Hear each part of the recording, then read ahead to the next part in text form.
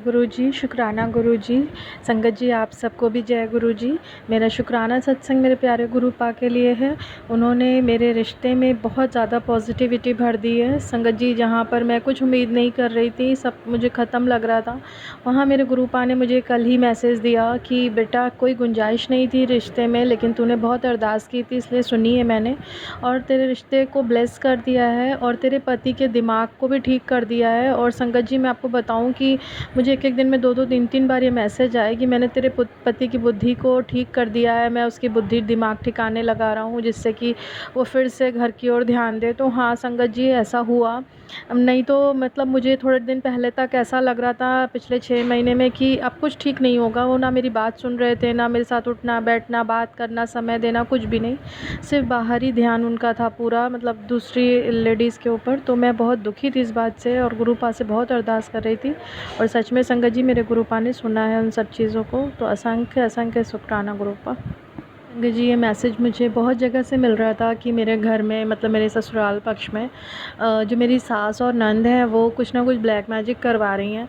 तो संगत जी, ये बात सच है कि मेरे घर पर भी मेरी नंद, जो कि अपने मायके में बहुत सालों से, मतलब शादी के बाद से ही रह रही हैं, और वही सबसे ज़्यादा पॉलिटिक्स करती हैं। सबसे बड़ी नंद है, हमारे हस्बैंड सबसे छोटे हैं और अकेले हैं घर में, और 3-4 बहनें हैं उनकी। तो मतलब चारों बहनों में सबसे ज़्यादा पॉलिटिक्स वही करती हैं, और एक दूसरे नंबर वाली वो भी। तो मतलब उनके हस्बैंड भी उन लोगों के साथ मिले रहते हैं संगत जी।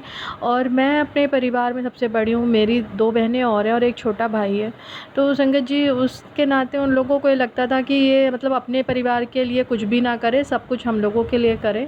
तो ये तो बात संगत जी ठीक नहीं है कि मतलब आप अगर घर पे अपने रह के, मायके में रह के बेनिफिट ले रही हो, तो ज़रूरी नहीं है कि हर एक का मायका इतना स्ट्रॉन्ग हो कि वो अपने मायके से ला कर हमेशा ही पूर्ति करता रहे। तो संगत जी, उनको ये ख़राब लगता था कि मतलब मैं अपने घर वालों के लिए कुछ मदद करती हूँ तो क्यों करती हूँ। तो बस इसी बात को लेकर वो चिढ़े रहते थे, जबकि मैं खुद अर्निंग करती थी और अपने पैसे से ही कभी कभार उन लोगों की कुछ मदद करती थी। तो संगत जी, ये बात उन लोगों को ख़राब लगती थी, तो इसी बात को लेकर वो मुझसे नाराज़ रहते थे संगत जी। मेरे गुरु पा ने मुझे मैसेज सुनवाए, बहुत सारे सत्संग सुनवाए कि मैं तेरा वो ब्लैक मैजिक काट रहा हूँ। कोई आई थी लेडी घर पर जो ये सब कुछ ब्लैक मैजिक कर गई। और संगत जी, सच बताऊँ तो मैं आपको, तभी से जब से मेरी नंद आई थी पिछले दिसंबर में, नवंबर दिसंबर, तभी से मेरे घर में बहुत ज़्यादा लड़ाई झगड़ा स्टार्ट हुआ था हम दोनों के बीच में, मेरे अंकल जी और मेरे बीच में।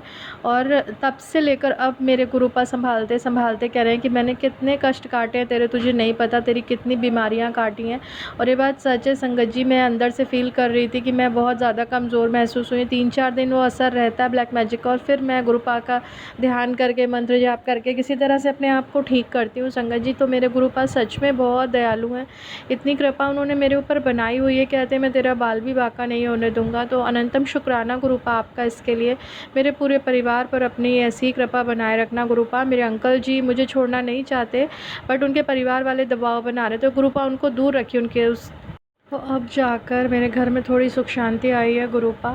प्लीज़ इस सुख शांति को बनाए रखना, अपनी कृपा हमेशा हमेशा हमारे परिवार पे बनाए रखना। अनंतम शुक्राना संगत जी।